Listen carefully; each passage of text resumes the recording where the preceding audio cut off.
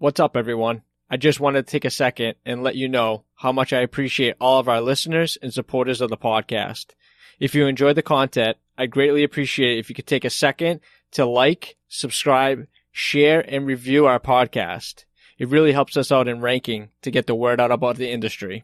Now here's a brand new episode of All Wrapped Up. There's one thing I am, it's detail oriented. I always tell guys, that we strive for perfection in every, it doesn't matter if it's the, little quickie dicky fleet wrap or the full custom doing for TV or SEMA or whatever. Everything is striving for perfection.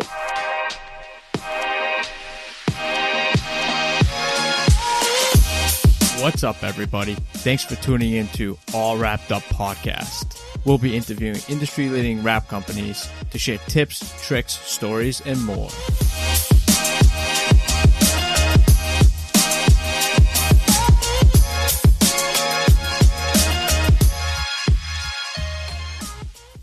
We'll go live now. We've got Sam Carlino from CW Wraps and Marketing. What's going on? How you doing? I'm doing well. I know we just talked a little bit off air here about your little vacation that you just got back. You're literally just walking through the door now? Yeah. Literally 3 minutes before you called. That's incredible. Never sleeping. I slept in the back of the truck for a couple hours, and otherwise it was nonstop wrapping and driving and little fun mixed in there. There you go. Good. There you go. Yeah. So typically the way we start the podcast is I usually talk about some projects that you got going on at your shop this week. Can you let us in a little bit on what you got going on? Yeah. We're, I have a team of 11 people, I think. So obviously with that we have people in production, our production people that run all our printers. And then I have 3 designers and 3 installers, not including me. And so we've got projects that range. We do large commercial stuff and fleet vehicles all the time.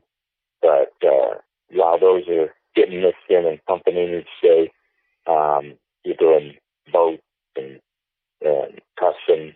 I think right now I've got a guide boat we're doing a mastercraft.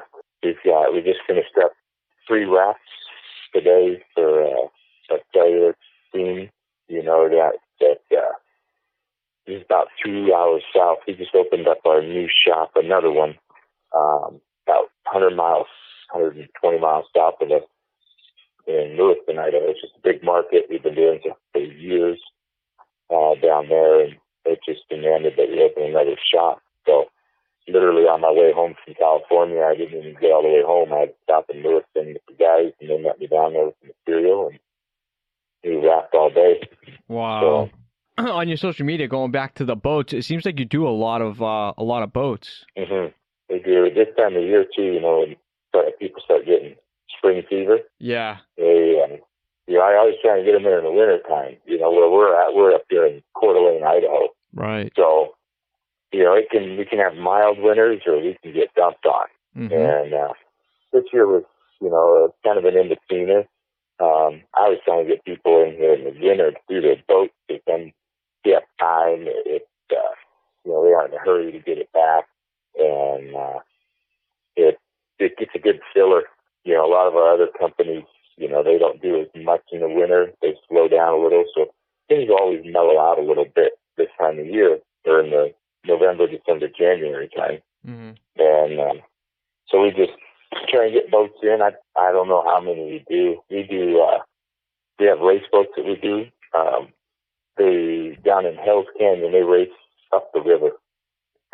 In the boats doing with from 100 to 150 upriver. Wow.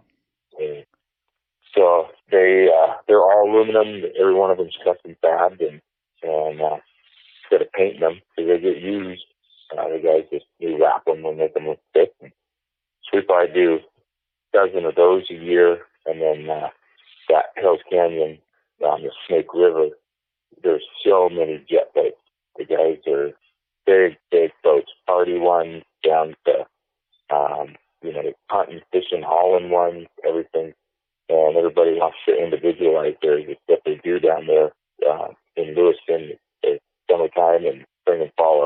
in on the river, so just hundreds of boats. Wow. So we do tons and tons of custom boats, which boats are fun, and that's the bunch of guys that agree. Boats are fun. You get to get as custom as you want. People usually are good with being loud and proud with a boat. When you're banging fleet stuff out all day long, it's cool to do something that's just full custom.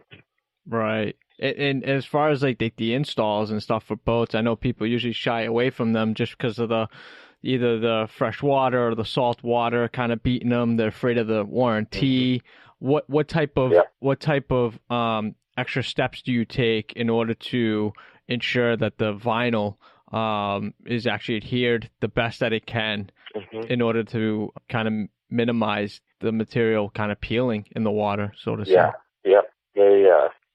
They have boats that they'll dock them for 4 or 5 months a year.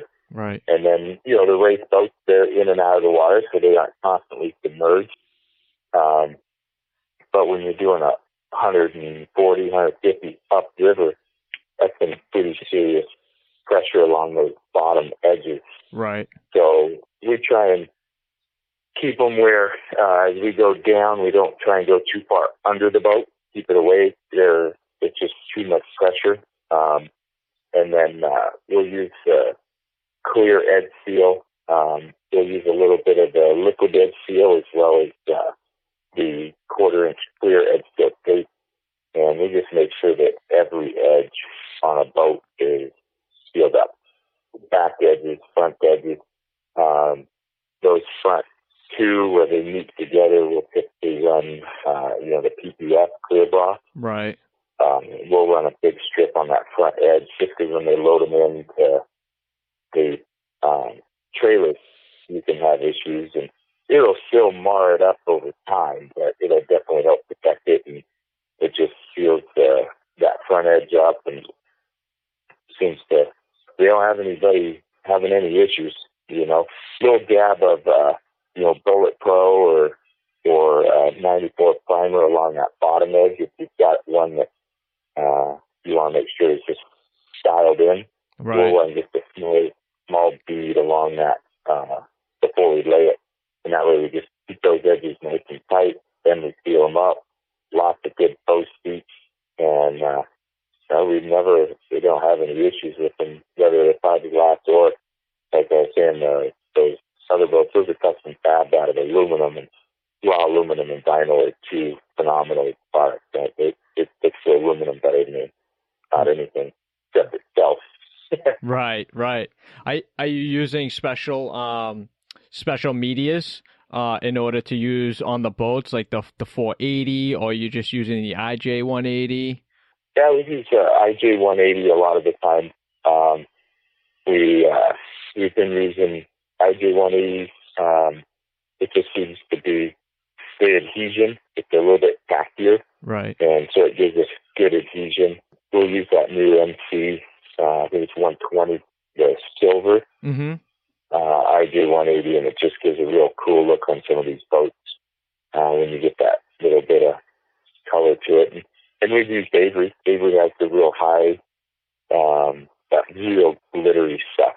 So some of these, Mastercrafts and bass boats, where they just really want that pop, they use the Avery. And you spend the time to do a proper installation. The post feet, don't do a bunch of tenting of the vinyl. You make sure you do your best to put everything into place without overstretching. Right. And do all your little steps the right way, take your time, and you won't have any issues. Definitely. The only thing you have issues with is people having too many beers on there and running into the dock. Yeah. Yep. Residual income right there, Nothing wrong with that. Yeah. That's so funny. Talk to me a little about like profiling, something like that, because the boats, people think that the boats are easy, flat surface to design on, but the curves of the boat actually are, kind of plays tricks in your eyes. Do you use the trick to use like the masking paper across the side to kind of get yourself a template on a longer boat? Yeah, I mean, we've done a few different things. The main one is, when you go to lay that vinyl on something that has, per se, a compound curve. It's diving in towards the bow, and at the same time, it's dropping in and under. Right. And so when you go to lay that vinyl, the way that you hold it and the way you twist it and set it on there, at this point, we've just done so many of them that main thing is giving yourself plenty of play. If it's a 30-inch hole up to the rub rail and it narrows down, we'll use a 48-inch or a 54-inch piece if needed. Right. So that when we go to lay it on there, we can bring it straight, do what we want, and then we'll start turning, twisting, and pulling upward and carry those graphics through. And we've laid big, huge Baja boats, and we do them all one big swoop. Be 4 guys, 2 guys in the middle, and 1 on each end. We'll peel that whole backing and lay that bad boy on there. Definitely. Yeah, all hands on deck for that one, right? It is, yeah. That's an expensive chunk of vinyl. Yeah, I know, right? And you're not seaming them or piecing it in. It's all one continuous print. Yeah, that's the hard part. On a boat, you don't want seams on boats. You don't want too many extra little pieces. Use the least amount of exposed edges, the better. Right. You must have a really good laminator then to print that long of a print. Yes. Yeah. We're, if there's one thing I am, it's detail oriented. I always tell guys, that we strive for perfection. It's just it doesn't matter if it's, a little quickie dicky fleet wrap or the full custom, that we're doing for TV or SEMA or whatever. Everything is striving for perfection. And if you're constantly shooting for that goal, your wraps will be good. You'll constantly improve, and you'll have very few issues, which is a big thing. I mean, if as busy as we are, we don't really have time to fix things. Right. We need them to be doing it the first time, and it's good for your reputation when you do it right the first time. Absolutely. Yeah, before we dive into more of your shop and who you have working with you and everything, give me your background on how you got into the industry and how you got to where you are now, building CW. Yeah. I started, I guess it was way back too. It was, when R-Line and like Straight Line, they made pinstripe, and you used to lay the 3/16 and 5/16 pinstripe, down like every truck built and Toyota and car, it was, everybody had a pinstripe on their car. Right. And you make the little arrow points in the front, got another 45 or so in the back, and that's how I started it in, I want to say late 90s, 97, 98, somewhere right in there. Wow.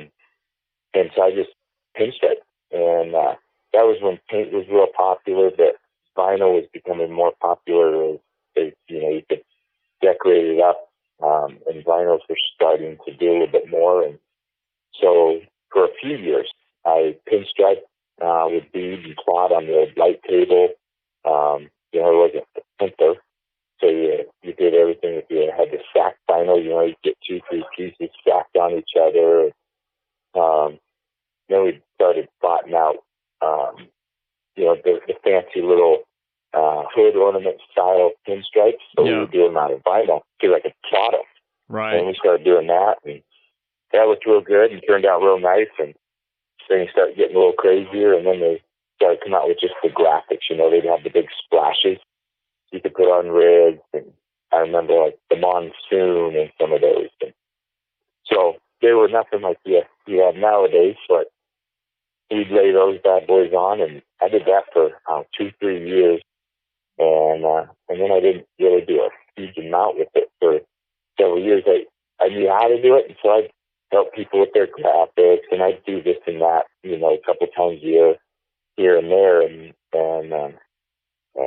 I ended up getting back into it in 2010 is when I really kind of had to sit down and just decided I wanted to do something more enjoyable with my life. And I love playing with cars.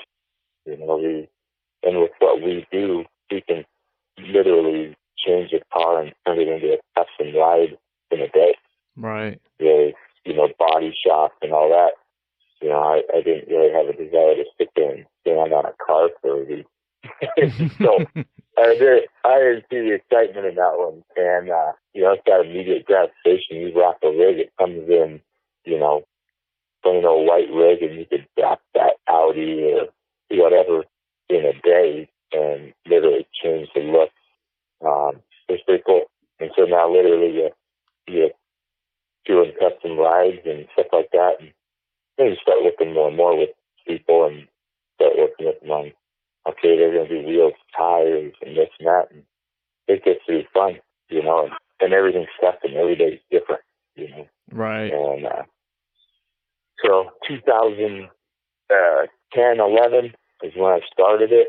I figured, what better time than right in the middle of a recession, So we started it up, and I went to work. I was running another company as the GM. It's actually the one that I started pinstriping for in the late 90s.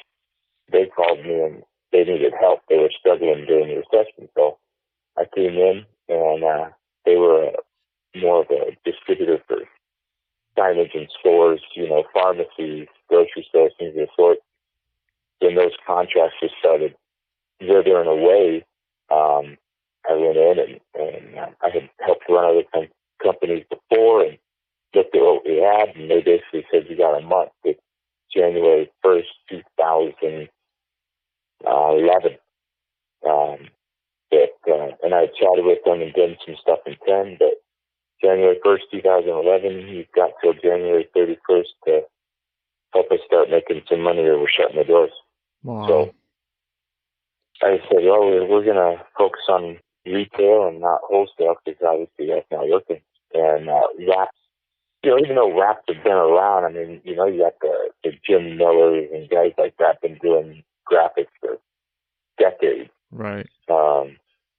The technology that we have now, it's really just been in the last 10 years, and just in the last 5 years, it's just growing so fast. And the technology behind the films is constantly changing and improving. And so I wasn't on the beginning, but we were definitely on that starting cusp of what you could do and how we could get crazy with stuff. So I started marketing wrap like a madman, and I wrapped anything and everything I could. And I hadn't done full wrap, but I'd messed around with stuff, like I said, for years, and I just started teaching myself how to do it. And going to town, I'd practice day in and day out. I'd wrap hoods, doors.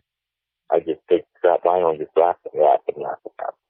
And kept doing it. And then it rescued that company, and they sold it 9 months later and left me going, well, now what? And wow. I decided I can help somebody and I can go there and they can sell it. I'll do it myself, and I won't be in that position. So just a little before 2012 is when I started Cart Wrappers, which was we would wrap golf carts for companies to be able to advertise on golf courses. And we still own cart wrappers, and we do golf carts for, you'll go in and a casino wants to advertise on the golf course. We go contract tourists or contract the casino. They're the advertiser, and I get paid X amount of dollars to do the install and X amount to advertise each month. And I share those revenues with the golf course. So the golf course makes some money without doing anything.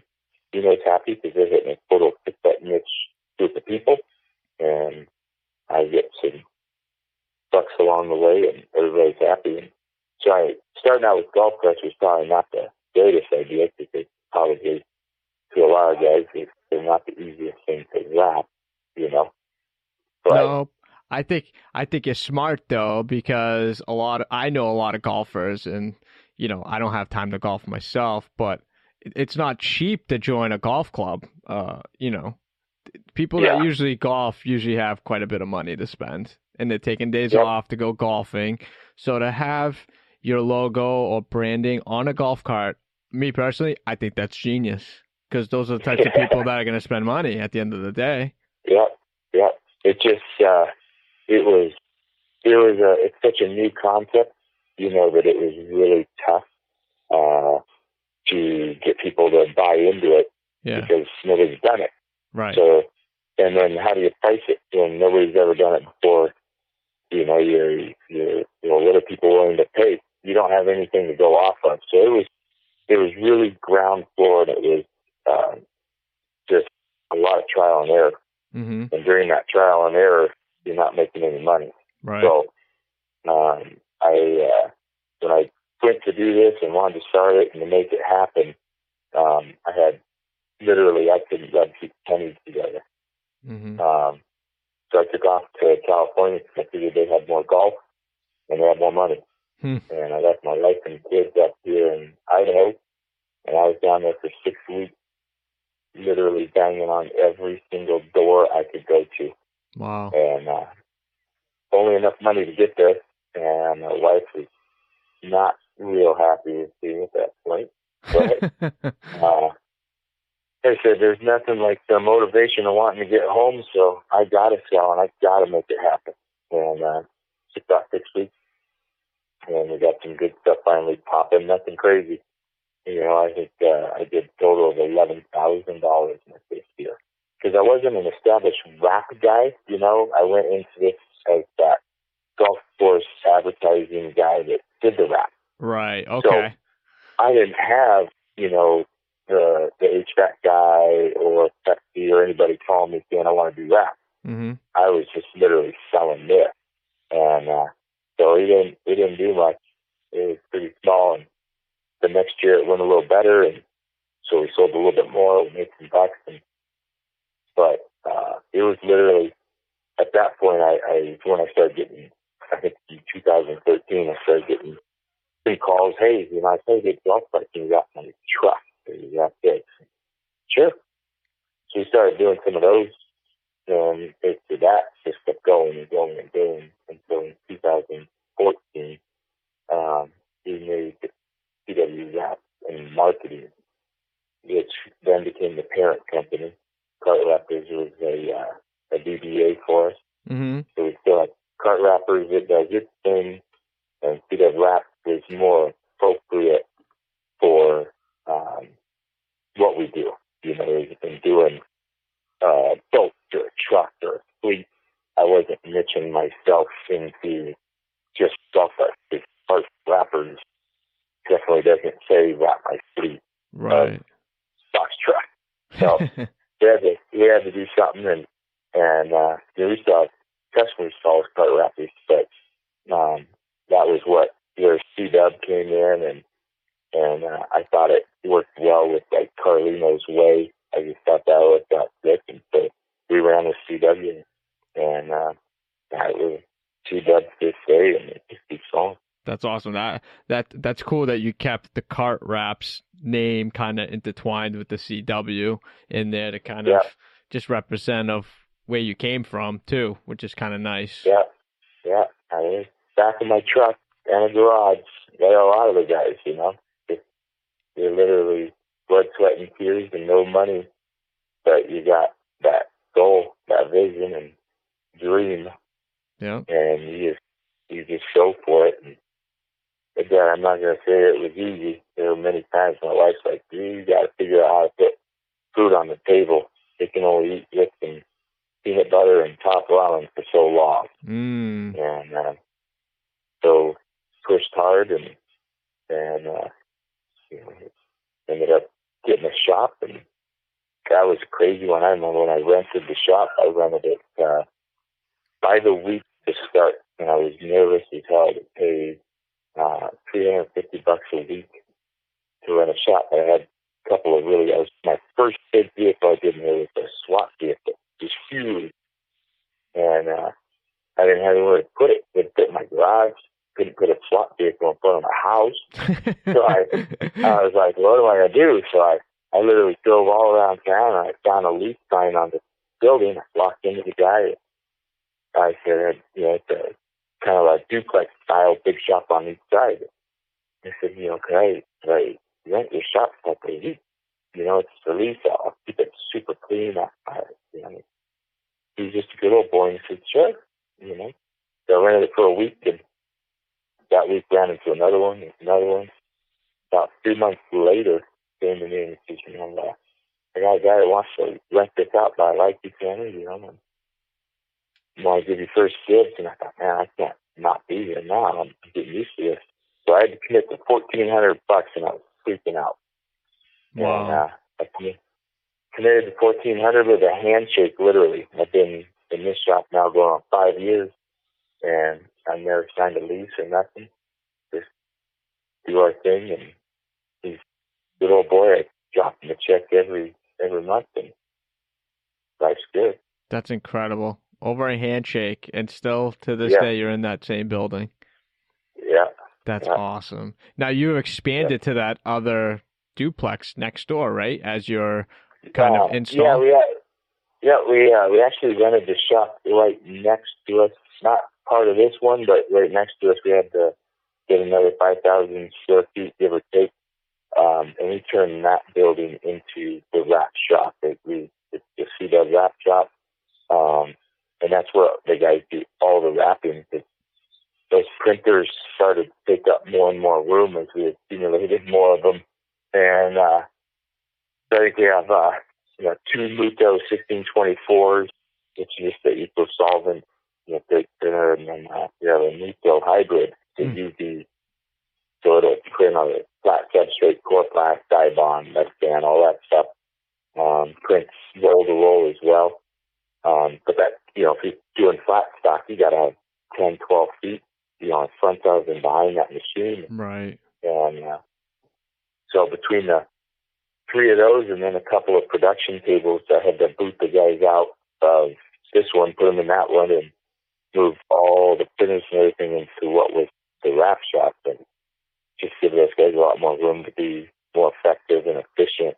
And it's worked out sick. The wrap guys love it. I put surround sound, little studio apartment in there. We wrapped the wall in there, and they got it totally dialed in. I mean, they get in the zone. They just start rapping. Nobody bugs them. All the guys that rap, I'm sure, know once you really get going, you're in it, and you just got to keep going. And, absolutely. They love it. And you don't make phone calls in the shop, that's for sure. It's way too loud, but good time. Yeah, I mean, I'm sure anyone listening can relate to, you come in on that Monday morning, you're kind of stressed out. It's Monday. Nobody loves Mondays, but as soon as you get that music pumping and the garage doors kind of open, it's a nice day out, you're ready to work. Nothing better. Yeah, definitely. Considering, people sit behind a cubicle or in an office all day, like in a huge garage, listening to the type of music you like, wrapping cars. It's not a typical day. Every day can be different for you, and that's what I love about the industry. And I'm sure that's what you love about it too. Every day is a journey. Sometimes you could be on the road doing quotes. Some days you're at the shop rapping. Other days you're in meetings. It's just the way that it goes. But I wouldn't change a thing, personally. No, love it. So let's talk about the crew. You've got such a massive team put together because you have so many avenues. You do signs, you do raps, you do marketing.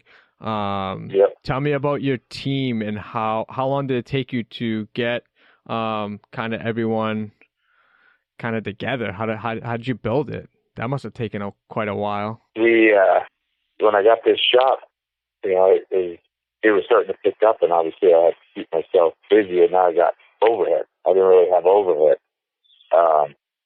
And running around, getting wraps printed elsewhere, getting the freelance design printed elsewhere, all that was a lot of work. And as I got busier and busier, they're like, well, we're busy, we can't get that out. And I'm saying, I need to get the sun. And so I ended up,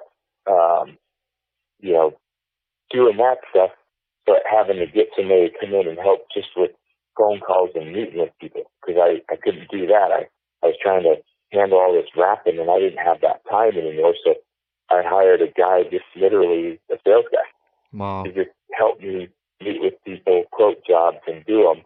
And I stayed here just working with designers and printers and just getting wraps going, and then I would just wrap all day, every day, nonstop, 24/7.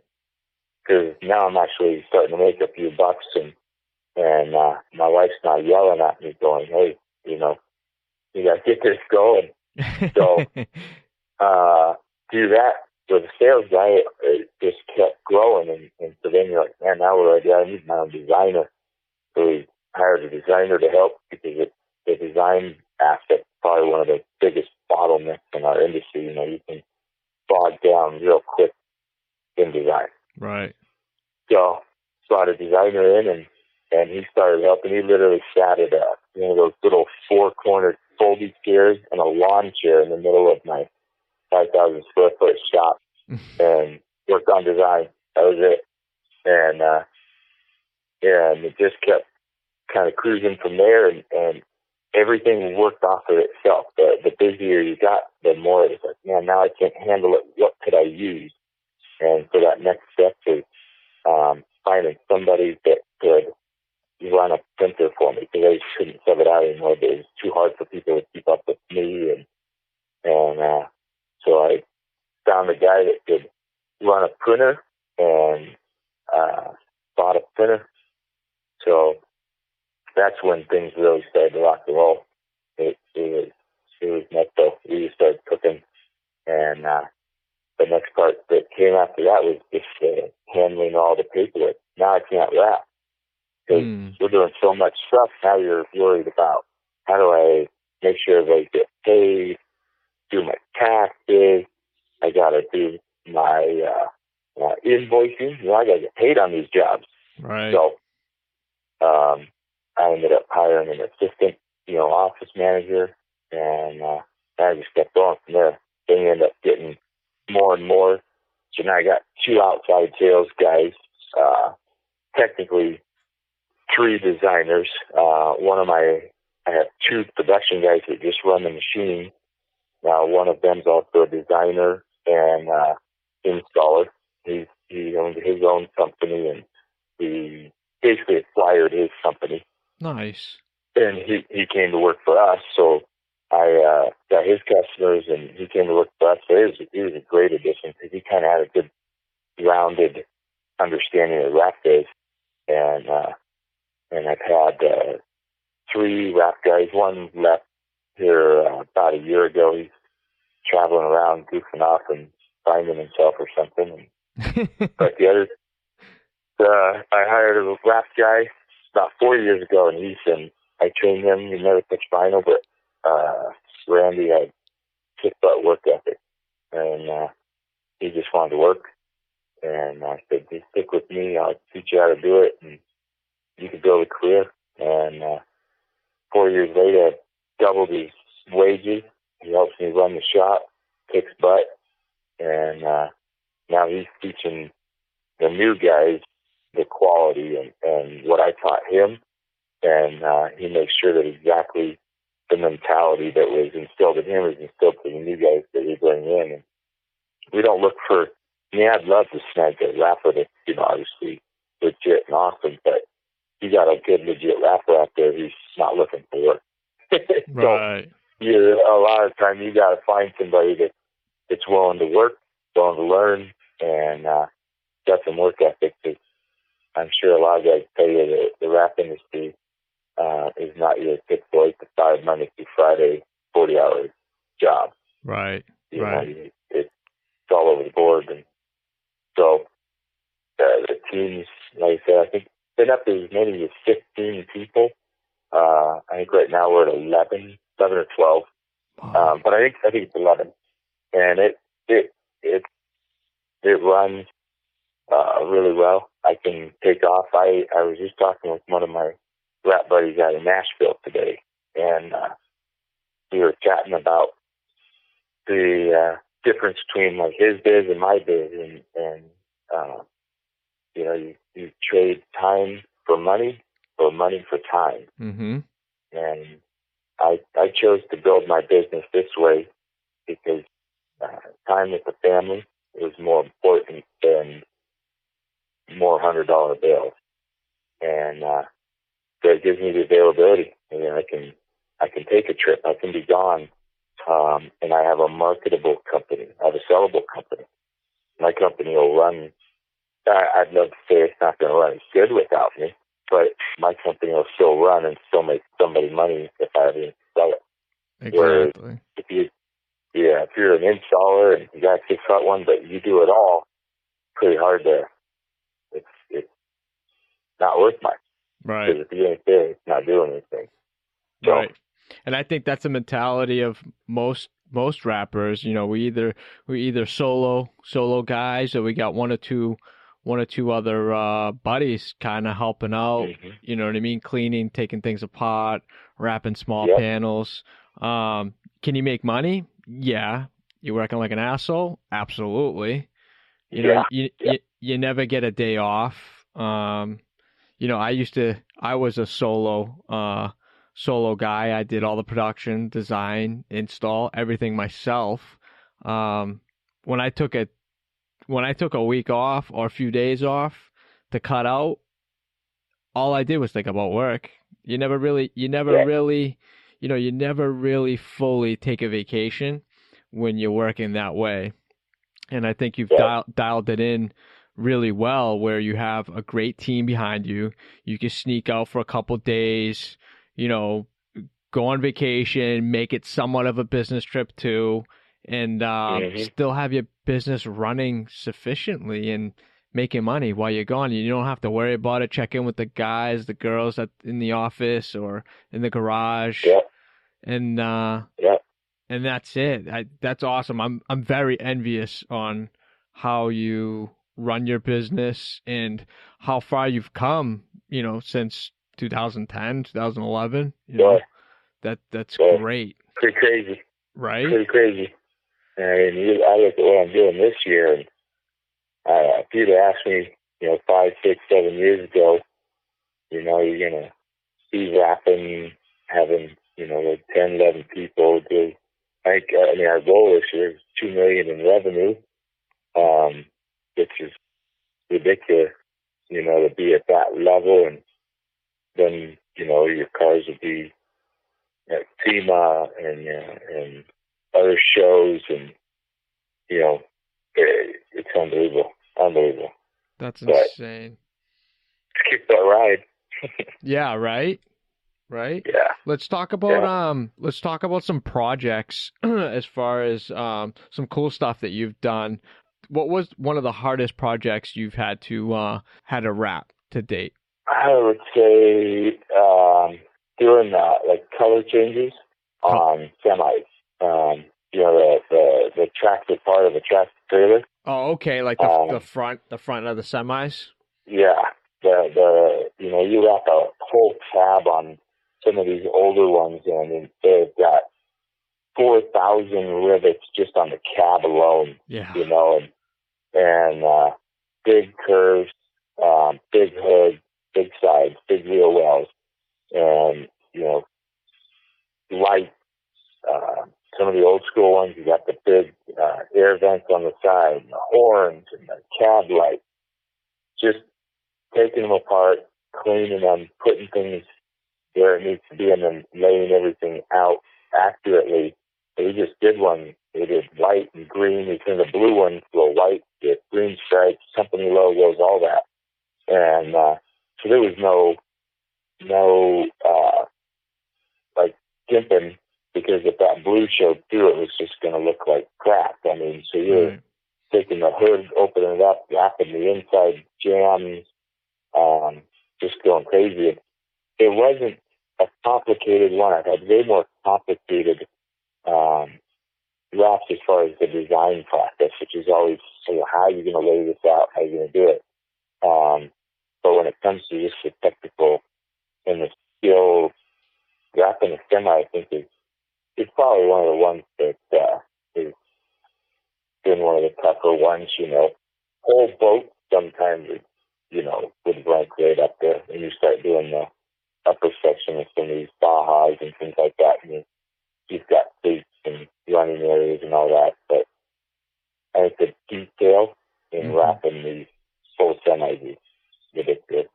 Yeah, I have to agree. Those wheel wells alone to come up the side of the engine bay, especially if you got a printed design where you got to profile it and match it like on point. It's quite a bit of a challenge to get that all to line up. Yeah, you gotta. I mean, now you're doing seams, and you've got to have. You want things clean, you know. This one had green wheel wells, white side, green stripes on the top corners of the hood, and so you're doing butt seams to keep certain things clean, and the fenders. Those aren't tagged, so you don't. I mean, you'll definitely find out the guys who know what they're doing, and the ones that don't. You go to wrap a semi wheel well, real fast. There's I think big curve. I agree. Let's transition to one of the funnest projects you've ever done. That's easy because the ones we're doing right now with the Discovery Channel on that show Twin Turbos.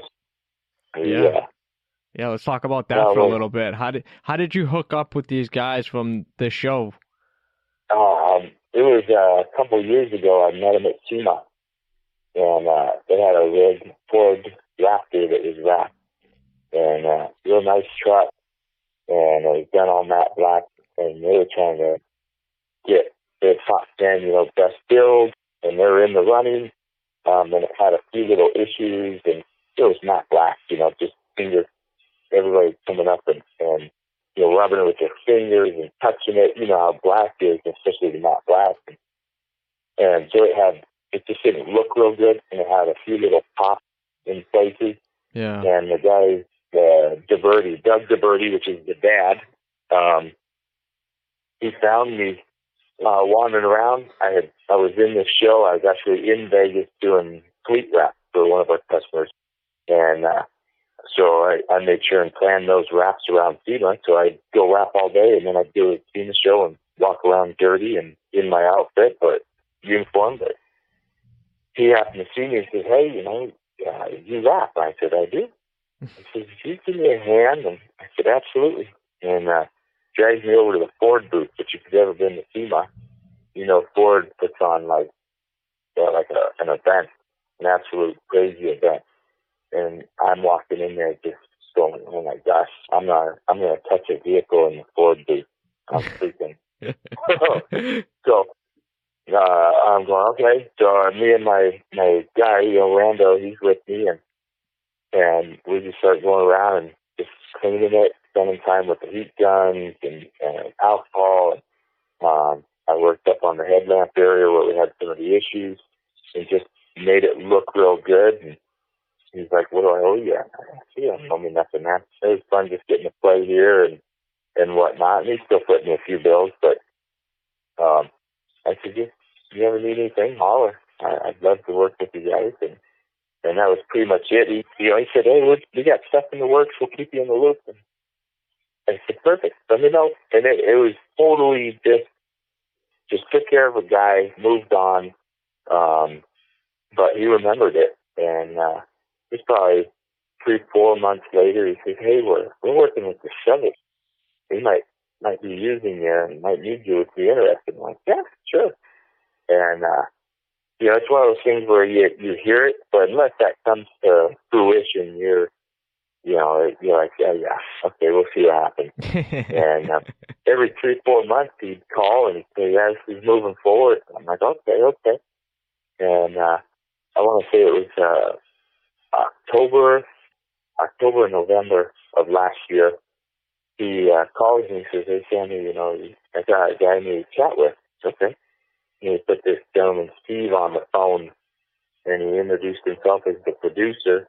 And I went, "Wow, well, it's getting real now." And chatted with him a bit and asked me what I was willing to do and what they were willing to do. And I thought, well, I'll give it a shot. And there was no big promises. You know, there's lots of guys I work with, you know, in the rap industry that have, you know, filmed pilots and done things and magazines. I mean, you have AK, you know, Nola on the other day. I mean, he's got stuff in everywhere. Yeah. Still, some things happen, some things don't. And I thought, well, I'll give it a shot and see what goes down.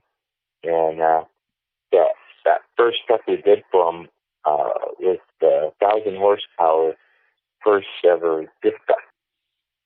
You know, took literally an old farm truck and turned it into the most badass gift truck.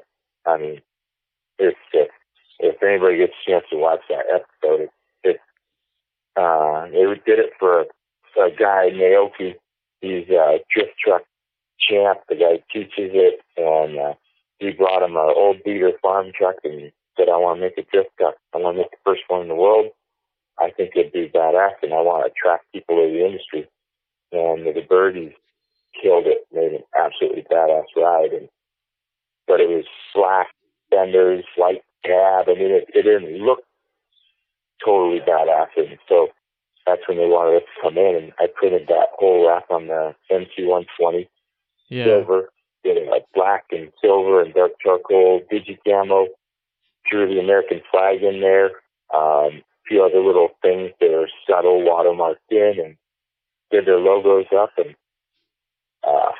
we were getting filmed doing that. I'm like, man, I cannot believe it. I'm doing this right now.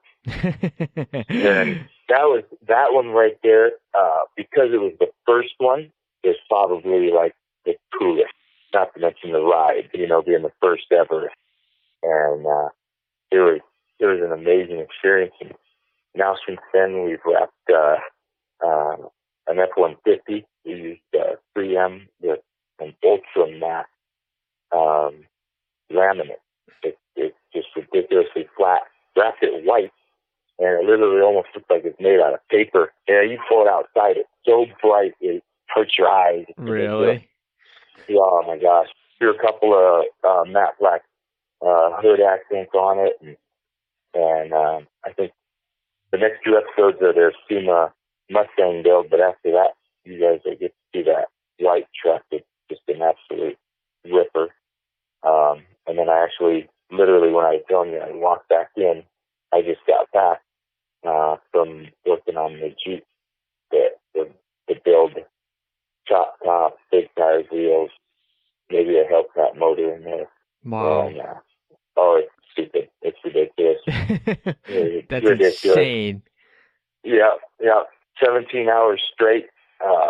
You know, GoPros and kill people, and it turned out sick. And I think out of the 8 episodes, we ended up filming a full season here in 5 of those episodes. At least our builds are. You got a little bit of airtime here and there. It'll be cool to see how it progresses. We started to become part of the team, and literally now we're waiting to see if we get a season 2. And we've been invited back. The birdies love us, and we love them. They're amazing people. Great. It's just absolutely kick-butt experience. But the exposure that's given us, I mean, it's ridiculous. You know, we just got asked to do a Challenger for boosted gas pack. Yeah. In Central Washington there, he built some badass Challengers. And he's got design getting done by a real famous design guy down in Florida that everybody will know. I just don't want to give too much away, so I know he's going to reveal it. And it's going to be ridiculous. We'll be working on that one in the next couple of weeks. But, you know, I saw you guys, obviously, if you're doing what you're doing, you're the only guys I want touching my life. So it's pretty cool. As you get a few of those little customs, and you're now, all 3 of those rigs, like Jeep's going to be in the KC booth. Yeah. At SEMA. The drift truck's actually going to be, you know, where they do the drift out in front of SEMA there, and you get rides. Brad, the baby, the racer, he's going to be doing rides, and that drift truck's going to be featured out there this year. So that's going to be super sick. And then before it'll be in the Ford booth, and then the Challenger will be there. So I mean, everybody waits till SEMA literally to day before, hey, I need you to wrap this rig. I mean, we're all just stupid. Right. For those few weeks before SEMA, even though we all know it's the end of October, 1st of November every year, everybody's just cramming and wrapped and final things the last few weeks. It's pretty cool to know that you've got 4 rigs already ready and done that'll be in different areas and SEMA show, and just to have that exposure is pretty awesome. Yeah, that alone. I mean, to have one car at SEMA is huge. I mean, you're having multiple cars at SEMA. I mean, that's got to be a huge accomplishment for you and your team to have for 2018. That's incredible. Congratulations on that. Yeah, thank you. Hopefully we get a few more. We haven't even hit the build season yet. I know, right?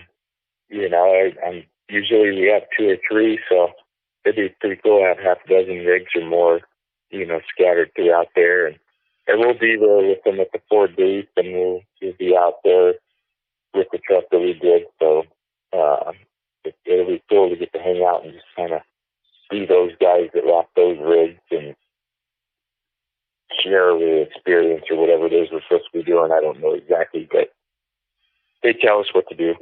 So that's cool. Now, as far as like filming and stuff, how I don't want to say how awkward is it, but it's probably got to feel a little awkward, having people video you and maybe ask questions while you're rapping. Now you're kind of under the gun a little bit, and then they're videoing the whole thing. What's that got to feel like?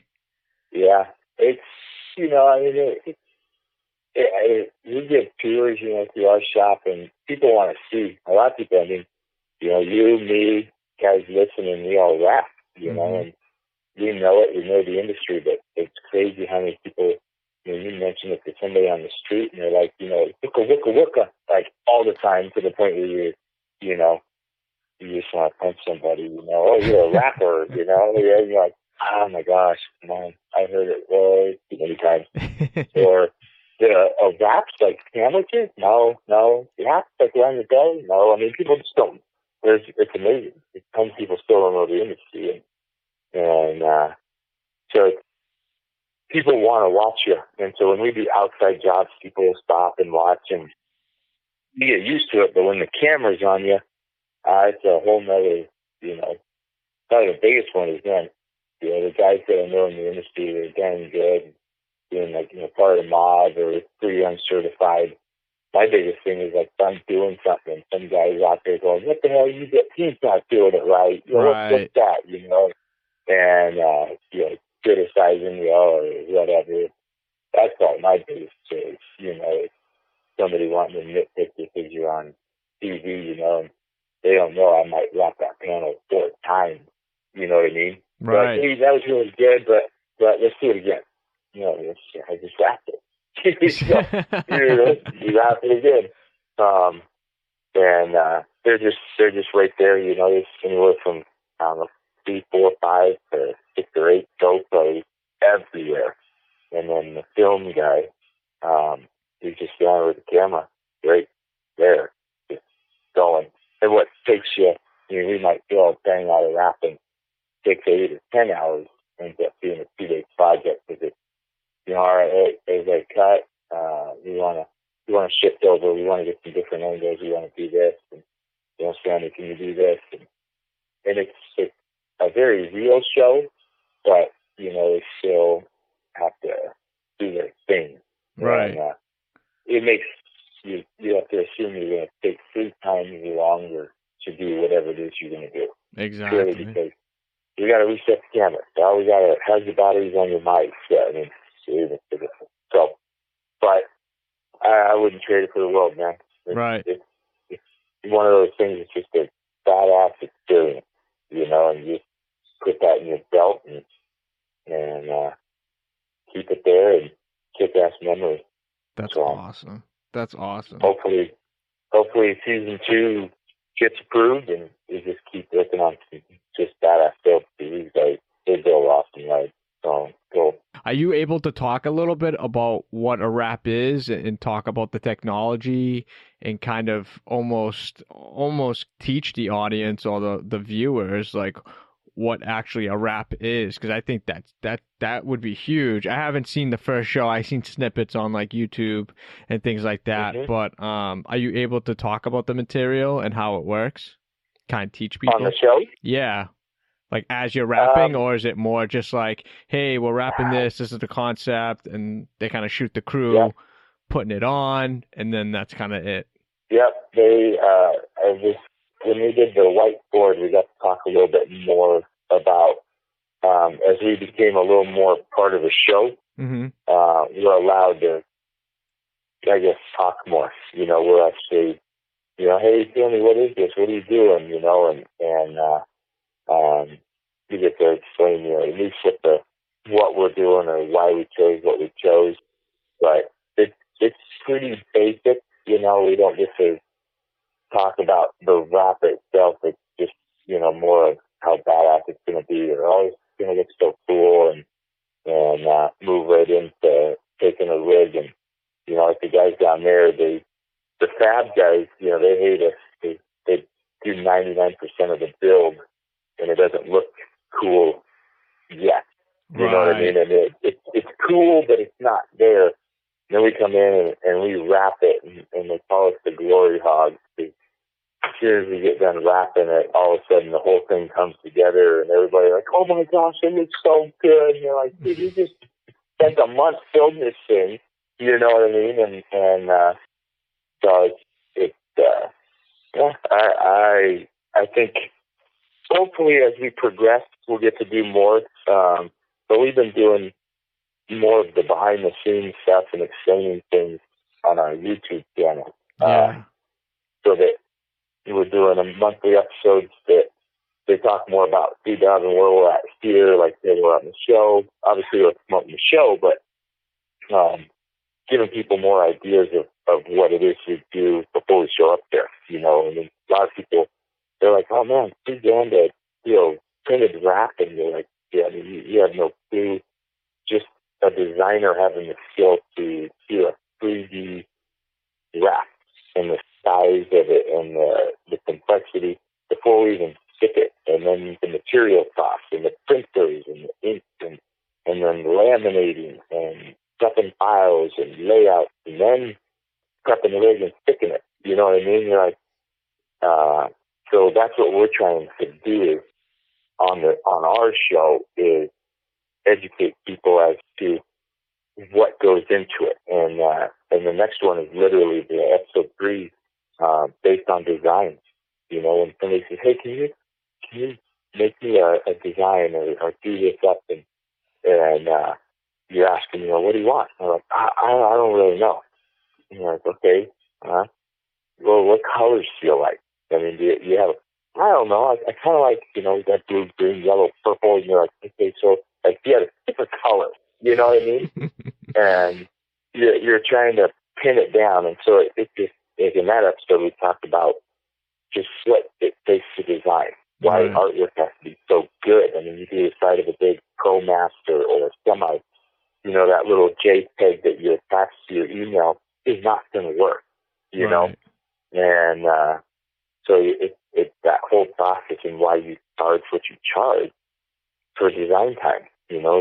The programs, there's stuff, if you've got Adobe Suite or whatever, the computers, the RAM, all that stuff. And then, I have designer people, they're college educated, they don't sit back there and work for free.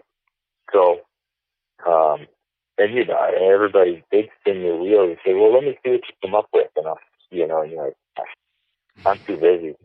You throw down some dough, you're in line, and you're serious. Otherwise, smart. You could design for free all day long.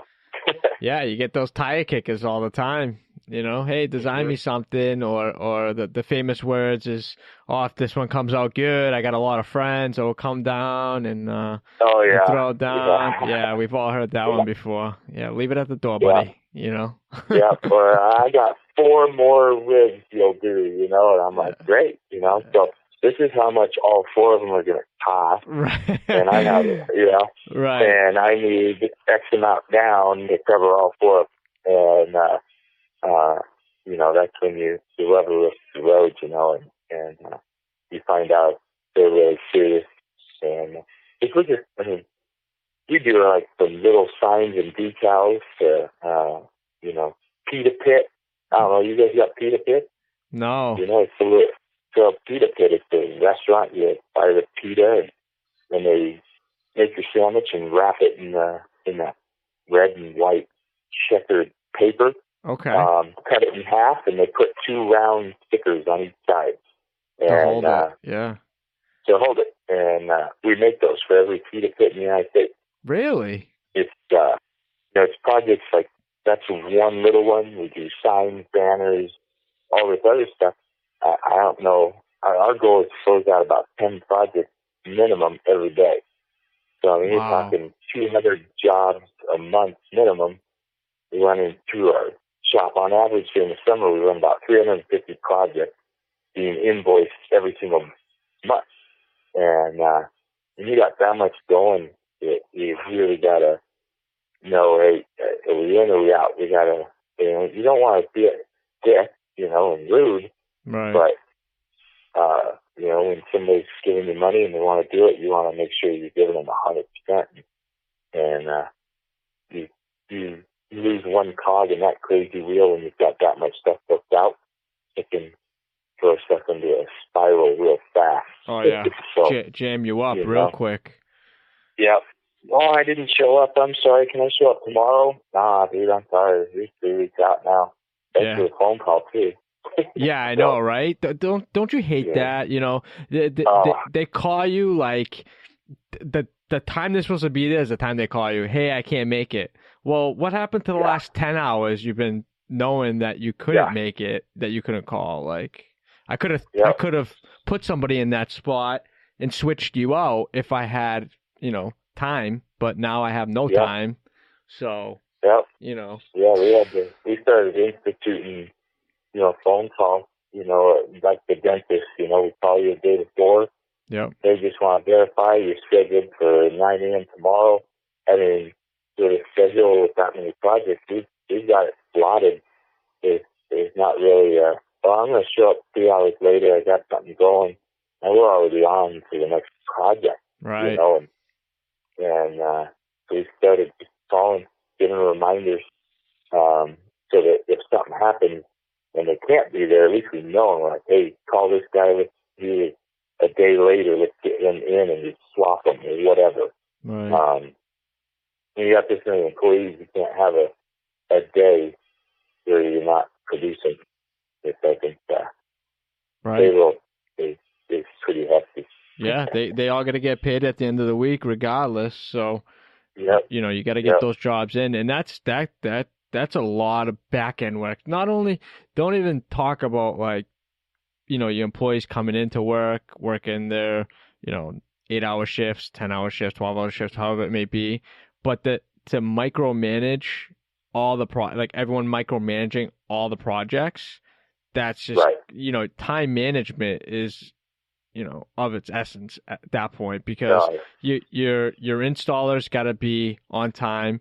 They've got to produce the wrap and be done by the wrap by 10 to get the next one in.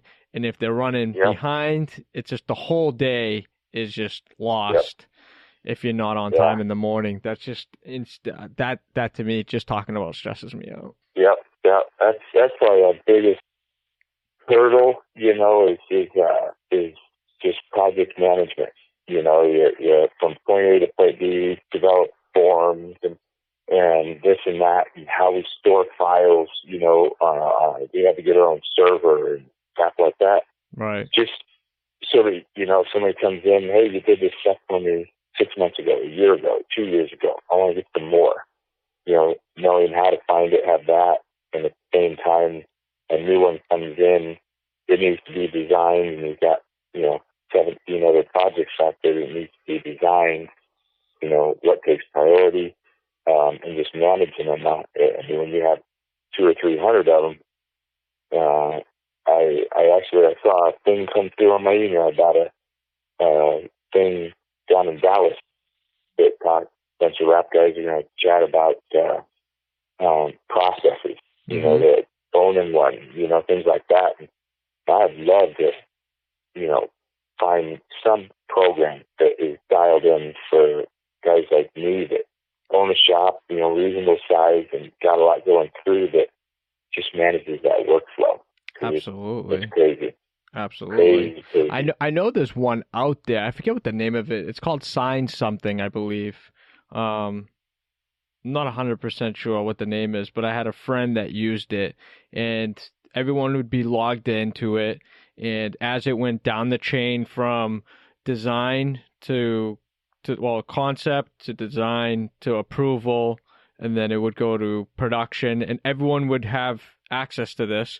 So when it got to their block, they were able to take the files, put it into production, say that it was in production. So anybody, anywhere, and you could even tap into it on your iPad or your phone, you would know where that project is at all times.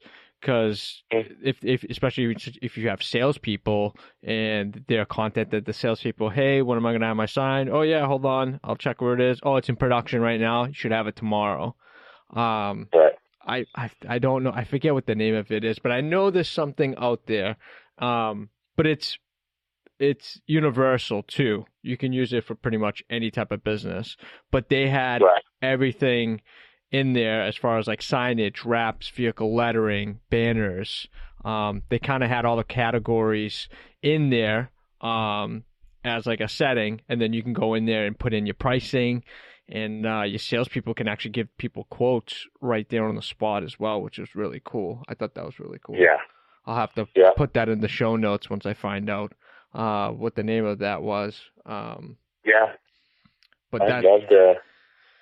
Love to know what that one is. You know, they're all. I mean, there's so many of these project managers and you know, customer relation management tools, and a lot of stuff is so, I don't know what the word is, like conflagrated. There's just so much stuff, and I mean, I could have people screwing around trying to figure out the system, you know, and clicking point A and point B, and it'd be faster just to write it on a piece of paper and hand it to the next guy, you know. And old school. So trying to find that one, that it's simple, clean, worked well, and we'll see. Yeah, I'll see what you got. I'll check that one out, you know, because it's definitely, I would say, for shops that as they continue to grow, I've looked at big systems.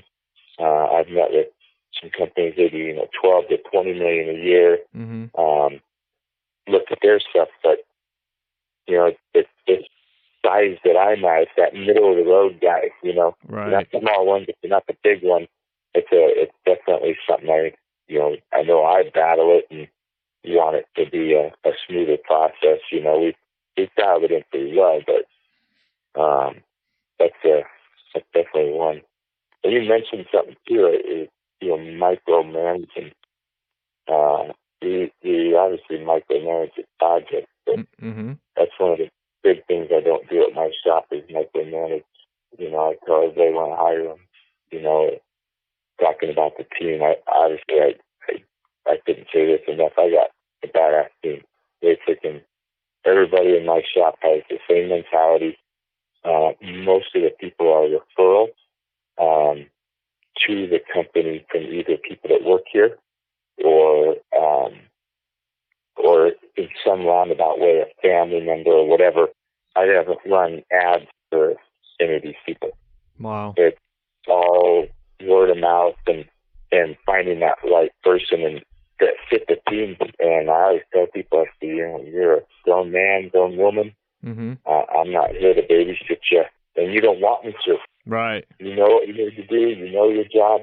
You make it happen. You have questions, I'll be happy to help you. But you know what to do. Get it done, and we'll grow you as you go. Give them a left boundary and a right boundary. You stick within that. It's okay if they bounce off those rails every once in a while. You know, they're testing the waters, they're learning. But it's when they step outside those boundaries, you know, they get a size 12 in the butt, you know, and get them back between the lines. And it wasn't, I mean, you make it real clear, they know when they're outside. Right. I got my amplitude and I deserve it, and they appreciate not being micromanaged. Nobody wants it. There's not one person out there that, I wish I had somebody standing over my shoulder, busting my balls. Right. Yeah, you get nothing done. Having people breathe over your neck a little bit adds more stress too, which isn't good. Yeah. Yeah. Trying to get more buy-in from the people when they feel they can make decisions, make choices.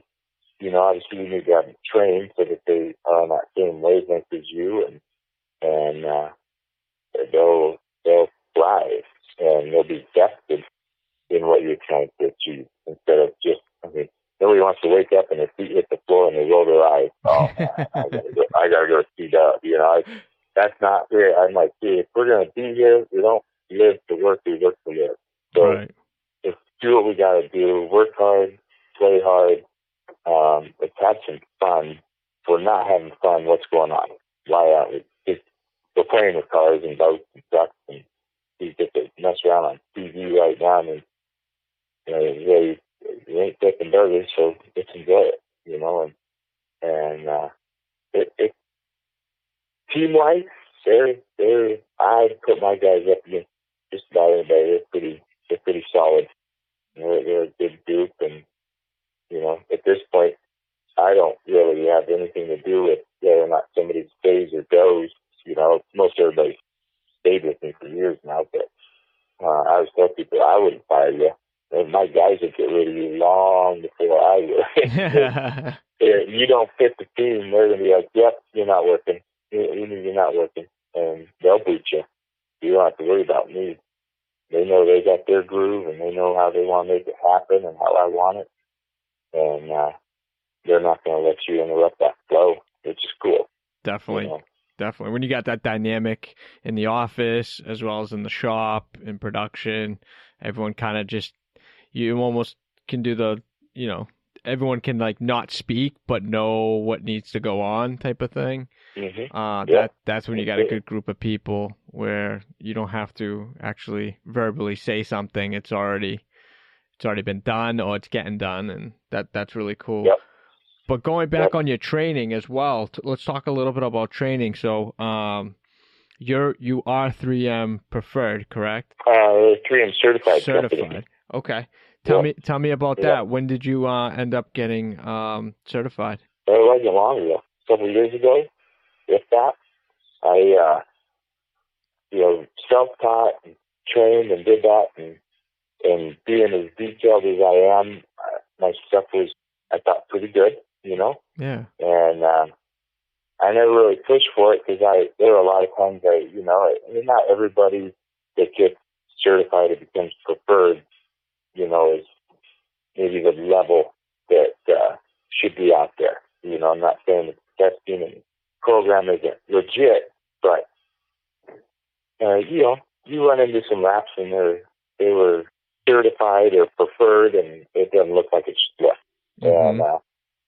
And it costs money. I mean, it ain't cheap. And getting preferred not cheap. Certifying that company, having them come out, pilfer everything, make sure you pay your taxes. You got big machines, you got a good office. I mean, they watch you wrap. They do all that. It's way more of a process, and it's not a cheap process. Right. So I just was like, if these guys if they're not real good and not doing the quality I think should be done, why am I going to pay all that money? But also getting to the size you get to, when people, that bigger companies or that they go to a CM certified company, or an AP certified company, they don't use you unless you're certified. Even to put a little store logo on a direct TV rig, you're like, crap, I got to do this. Right. And I wouldn't. He wouldn't say anything bad. It was absolutely the right decision. I'm glad we did it when we did it, and we've gotten a ton of work in the CNC and certified company. We're a member of the UASG. So those two things really help flow a lot of work through us. Right. So it was definitely a good choice. It paid for itself several times over. That's awesome. Yeah, because the biggest debate is, do you get certified? Do you not get certified? You get, Avery certified or 3M certified. It's always an ongoing Right. debate on the podcast, whether to do it or not do it. And it's changed my perspective from the very first episodes that I produced, because I never thought of certification on my side to kind of be a big thing for me, because I was self-taught. I learned from the beginning, learned from your mistakes and kind of went from there. But if I was to do it all over again, I think I would actually go out and do the training, because at the end of the day, if you are spending money in this industry and you are going to be doing it for a while, why not just justify it? It just gives you a better step up to have this certification at the end of the day. It's almost like going to college, but at least with this, you make your money back. I mean, you lose out on what? The cost of maybe 1 or 2 wraps to go get certified. Right. That's nothing, especially if you're doing 300 jobs a month. That's insane. Yeah. The guys, my guys, they loved it. I mean, it was an experience. We learned, I mean, it he didn't take the beginner thing or anything. Obviously, we've been rapping. We rap a ton. Right. But there were some good tricks. You meet a lot of people. You learn some of the in-depth stuff. I love to, learn about the channels, what's micro channel, why you're doing that, this, that. I like to really dive in and have a good understanding of different films, why they do what they do, why they work, why they don't work. And that stuff is really cool, meeting with Marcio and the guys back at 3M. And we just chose that one because, I mean, you put that on your website. I'm actually the only 3M certified company in the state of Idaho. Right, I did Which see that. Like I said, there's only 1.3 million people. It's not, we're not a big, huge, crazy state, but it meant something to be Idaho's only 3M certified company. And in the Northwest, it's, me, Casey over at CDX Racks there, and Portland, Narayan.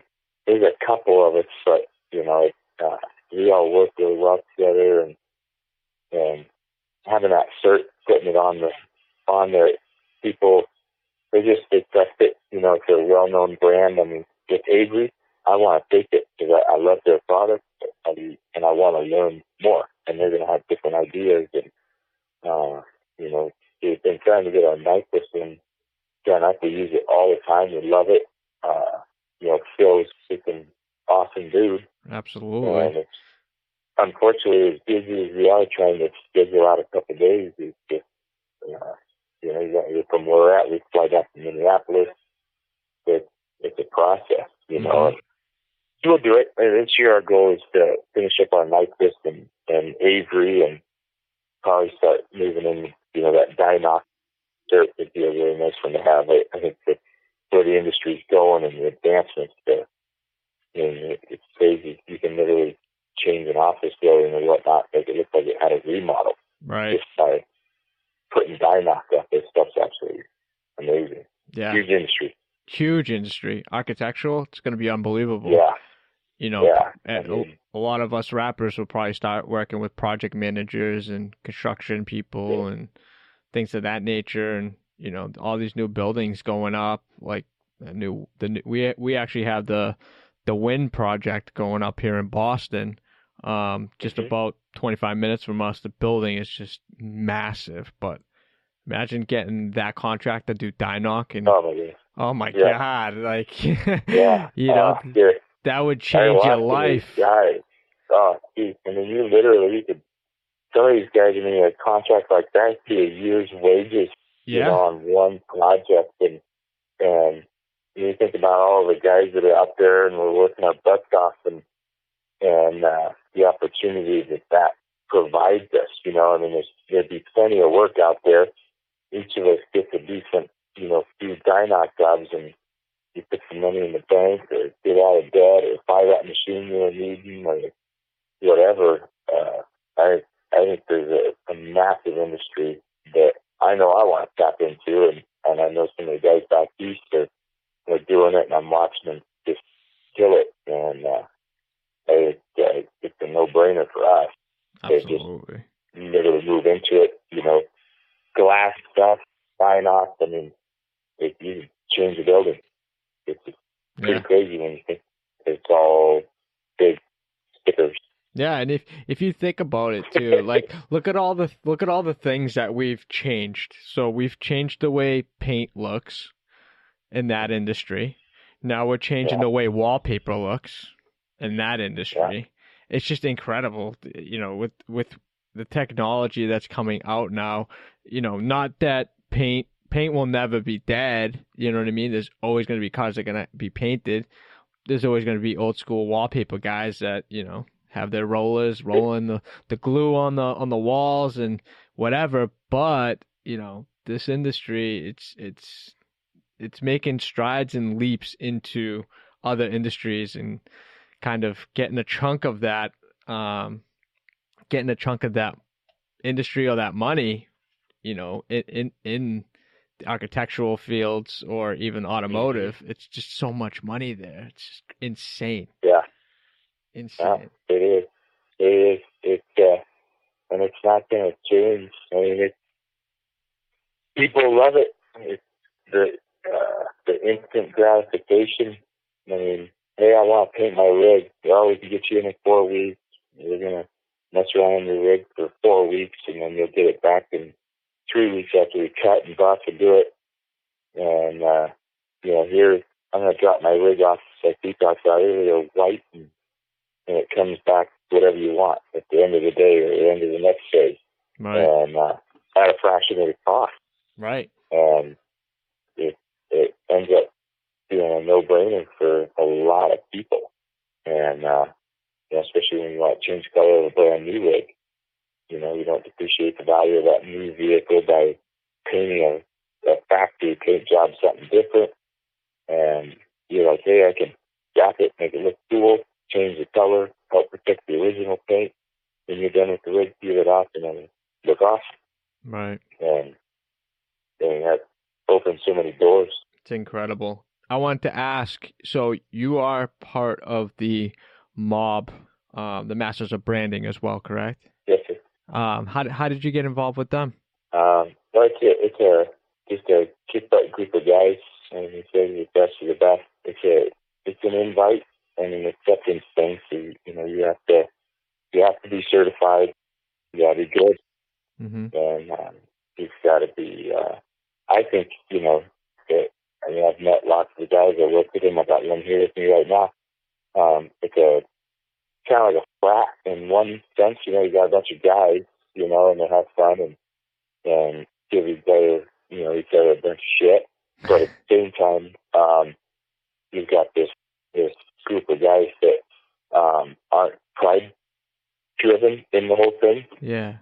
Our goal, I think, in the mod is just be humble. Work hard, work to be the best at what you do, deliver good product, and help each other out, network, work together, teach. In an industry that all of us in 20 years, we got some guys that have been in a long time that in 5 years they might not be doing it. And so what are they doing to help us so that we can be those guys in 5 and 10 years, and then we help the next generation? You know what I mean? To have somebody to learn from, to keep their heads on straight, not get big head, and have some people that are, masters, I guess, right, in the industry to learn from and train, and I think it's important to have that quality driven and that pride in what we do, not a proud aspect, but a pride in what we do, so that you can maintain an industry standard. right. A lot of people want to get into the industry and start, licking and sticking, and they aren't what you maybe or I know, would do. And somebody sees it and says, I would never do that. And I want to be the guy who comes in right by and says, give me a shot. I'll show you why you wouldn't not do that.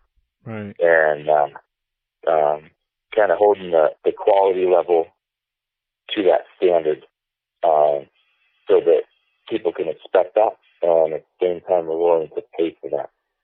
Because if you don't, it could, you can kill your industry if you don't do that, if that makes sense. No, definitely. Definitely. I love that we have these groups of people, whether it's the mob or Pain is Dead, where everyone just kind of networks together and kind of supports each other. Just so it just shows that, that almost frat, like you just said, friendship and family and all that together. It's so nice to get feedback from other people that are on the same level as you and want to succeed in the industry. And I love what the mob stands for too. That's really good group of guys. Yeah, in fact, we had one of our guys when they had the hurricane down there in the sea, I think it was. One of our mob buddies is down there, and he got his place, everything. He got devastated. They don't got water, they don't got anything. And all his guys, we pooled money together, set stuff up, and we helped the brother out. And I mean, food, water, clothes, money, every one of us. And that's when I knew, it was a true brotherhood and family of kick-butt guys that, we want to be, ass-kicking rappers. There's no question. That's our goal. We want to be the best. We want to work hard. But at the same time, somebody needed something. And these guys, they didn't even think twice. They were like, what can we do? What do you need? We're going to make it happen. And being part of that, that's really faithful right there. Yeah. I mean, I love that. I love hearing stories like that where, it's not just us, having a business and making money and, yes, the industry is cool, but at the end of the day too, when someone's down and they need help, that we can all kind of get together, or a group gets together and helps out another person. That's kind of what it's all about. It's great karma at the end as well. I'm a very big believer in karma. You only get what you put out. That goes huge with me, Yep, I agree. Sam, it's been an absolute pleasure. Is there anything else you want to talk about that we might have overlooked, or? No, I think you hit it. It's just a process. I love what I do. I love the industry. You gotta check out the show. Definitely. Hop on the show, and watch those episodes we have. We have them on our website and the YouTube channel. Let me know what you think, and if you have ideas of what we should do, talk about. I love trying to educate people on our industry so that if they're in Florida and they want to get something done, they happen to cross my YouTube, and they're like, oh man, I could do that. And they call somebody down there, and somebody down there in the rap industry gets sick. I did some little video that explained that, hey, you can do this on your glass. You know what I mean? Right. Hot damn. Awesome. I got to help somebody out and be successful and make an extra buck. Having people check it out, and hopefully we get to see everybody this year at SEMA and have some fun. I appreciate you calling me and giving me a chance to be on here. You got PG Nola, Frank Sellers, Phil, Chucky. I mean, I was like, man, I could be on there. Those guys are a whole nother level, and they're all way cool people. And it was a pleasure, and I appreciate you giving me the opportunity. No, I appreciate you taking the time too, to come on here, and everybody's just so humble, and and I love sharing their stories and their backgrounds in the industry. I appreciate that. Sam, let everybody know where they could find you, website, social media, YouTube page. Let everybody know where they can go and get more information about your business. Yeah, it's just www.cwrap.com. Is our website at CWRap, on Instagram, CWRap, Facebook, And CW Reps on YouTube. Real simple. You can check us out, see what we do. We just did a new website, put a lot of stuff on there, our video logs, or vlogs we call it. Check them out. There's some good stuff in there. They're professionally done. They're legit videos. We try and have some fun, and if anybody has any input, love to hear it. And don't guess if you're ever out this way, come in, take a tour, hang out. Maybe we'll even give you a speakeasy. Definitely. Always want to get something out of it, right? There you go. That's so funny. Awesome. Sam, again, a complete pleasure. I appreciate what you're doing for the industry. And I also wish you and your team all the best for 2018. Awesome, man. I appreciate it, brother. Take care. Have a good night. Hey, what's up, everyone? Hope you enjoyed this episode of the All Wrapped Up podcast. If you liked our content, hit that like button and review. And to stay up to date with future episodes, hit that subscribe button. Till next time, that's a wrap.